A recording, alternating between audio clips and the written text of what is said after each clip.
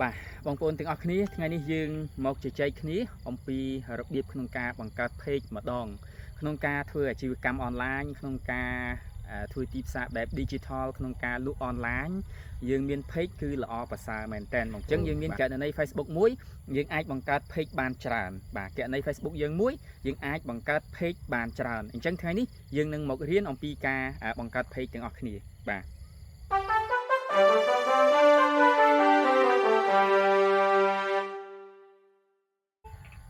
តោះបងប្អូនយើងចូលទៅកាន់ app Facebook របស់យើងទាំងអស់គ្នា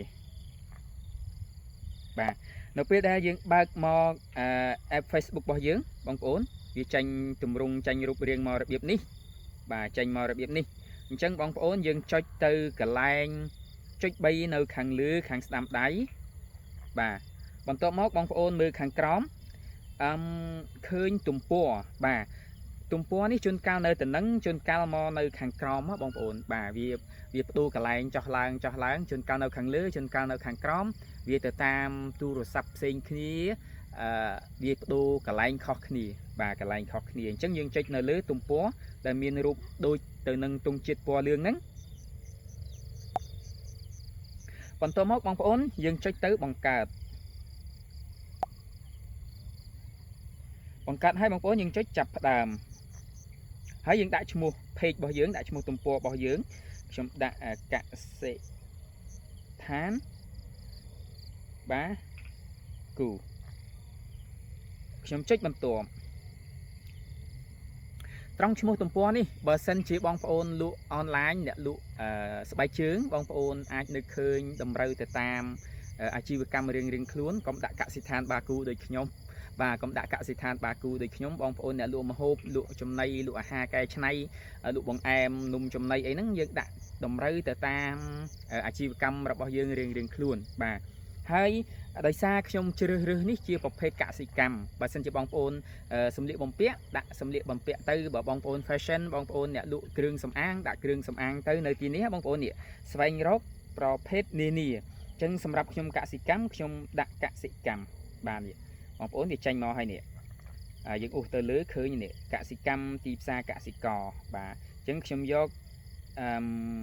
កសិកម្មបងប្អូនអាចដាក់2បានបាទកសិដ្ឋានក៏បានហើយខ្ញុំដាក់មួយទៀតកសិកម្មមួយទៀតសន្ទុះសរសេរខុសកសិកម្មចាស់វាយខុសរហូតណាកសិកម្មខ្ញុំជ្រើសរើសយករួចហើយមិញទីផ្សារកសិករ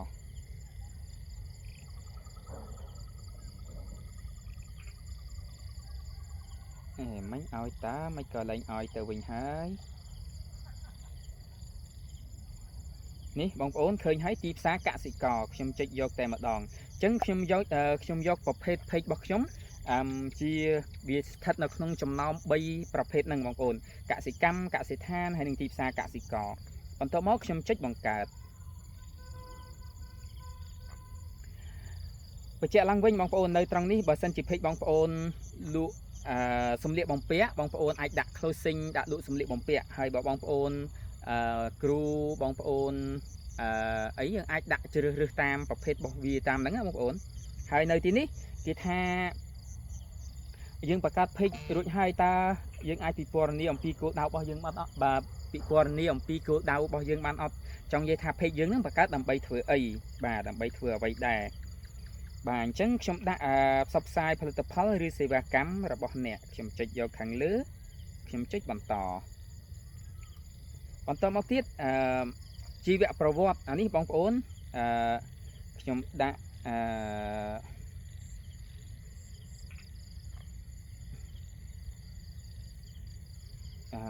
ខ្ញុំដាក់ចូលរួម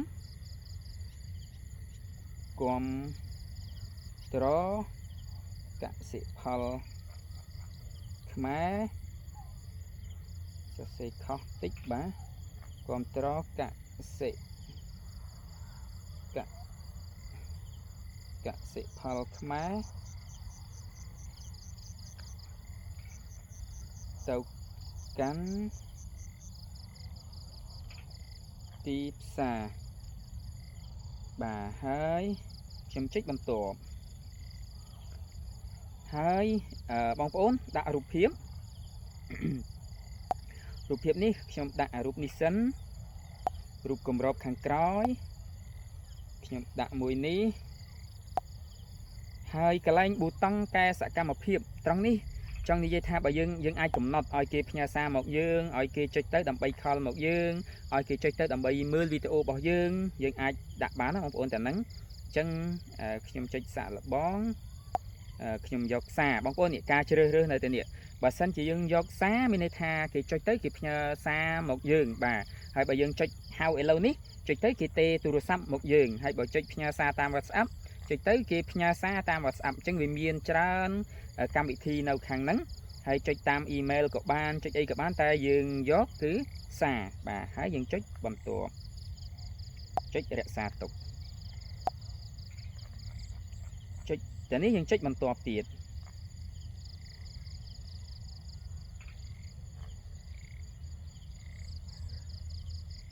បាទហើយត្រង់នេះយើងអាចអញ្ជើញមិត្តភ័ក្តិយើងដើម្បីឲ្យចុច like page របស់យើងបានណាបងប្អូនអញ្ចឹងយើងចុចនៅកន្លែងទាំងអស់នេះដោយសារខ្ញុំមានមិត្តភ័ក្តិ44នាក់អញ្ចឹងខ្ញុំចុចលើវាទៅហើយវានឹងធ្វើការគ្រីសមិត្តភ័ក្តិរបស់ខ្ញុំទាំង44នាក់ហ្នឹងបន្ទាប់មកខ្ញុំចុចបន្ទាប់ហើយខ្ញុំចុចអញ្ជើញបាទហើយខ្ញុំចុចរួចរាល់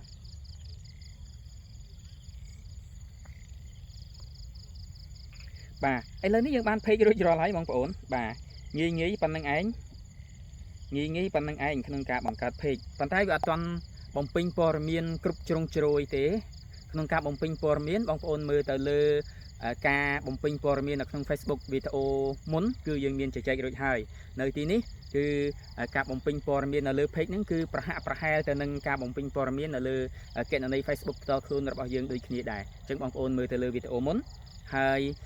ខ្ញុំគិតថាជូនប៉ុណ្នេះបងប្អូនមានអ្វីចូលរួមជាមួយវីដេអូនេះអាចសរសេរបានខាងក្រោមបើតាមទាន់បងប្អូន comment ទាន់យើងនឹងជួបគ្នានៅវគ្គបន្តទៀតដែលយើងនឹងជជែកអំពី Facebook page ក៏ដូចជា Facebook ក្រុមសម្រាប់ share បងប្អូនបន្តទៅទៀតបាទអរគុណជួបគ្នានៅវីដេអូបន្តទៀត